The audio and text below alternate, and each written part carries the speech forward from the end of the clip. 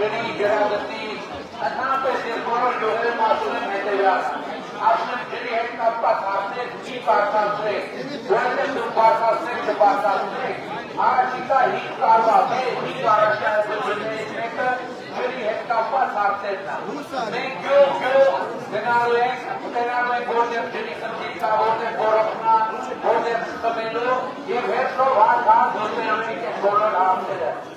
Ամբողջ ծավալով կգտնենք գործի։ 5 տարում ստացվի լուծել ամբողջը, լուծենք ամբողջը։ 24 ժամ աշխատելու ենք դրա վրա։ Ջրի հետ կապված հարցեր դուք կայք չբարձրացնենք, որովհետև մենք գիտենք եւ դա մեր պարտավորությունն է։